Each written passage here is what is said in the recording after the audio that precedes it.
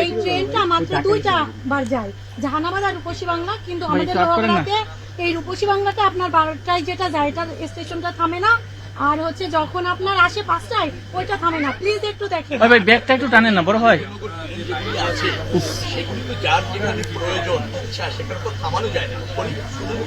একটা রেল স্টেশনে আন্তনগর একটা ট্রেন থামানোর জন্য কিছু ক্রাইটেরিয়া আছে, সেটা ফুলফিল করলেই কেবলমাত্র থামানো যায়। সেটি না হলে তো আন্তনগর ট্রেন লোকাল ট্রেনের মতো হয়ে যাবে।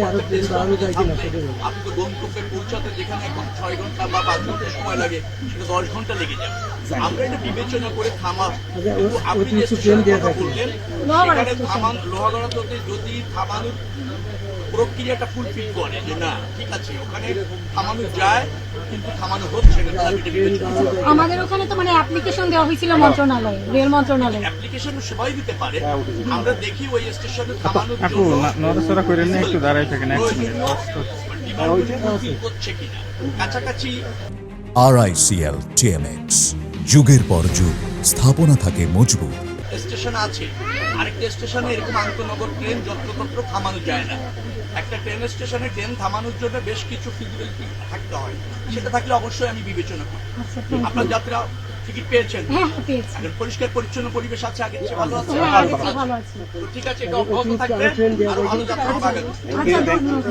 স্যার আমি বলি it is not true, it is not true. ওনারা কিন্তু টাকা বেশি নেয়, টাকা বেশি নেয়। হ্যাঁ, কুলিয়ার টাকা বেশি নেয়। হ্যাঁ, একটা 500 টাকা দাবি করে, 1000 টাকা দাবি করে, 200 টাকা দেন লাস্টে। যাতে তার মতো করে নিতে পারে সেই ব্যবস্থাটা আমরা করব। পর্যাপ্ত থাকে। আর ট্রলি যদি এখানে যদি তার মানুষের মতো না হয়, নতুন ট্রলি আনার ব্যবস্থা করবেন।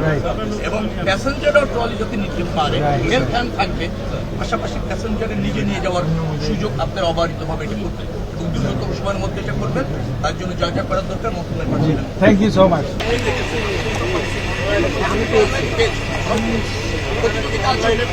সবাই পেতে চায়।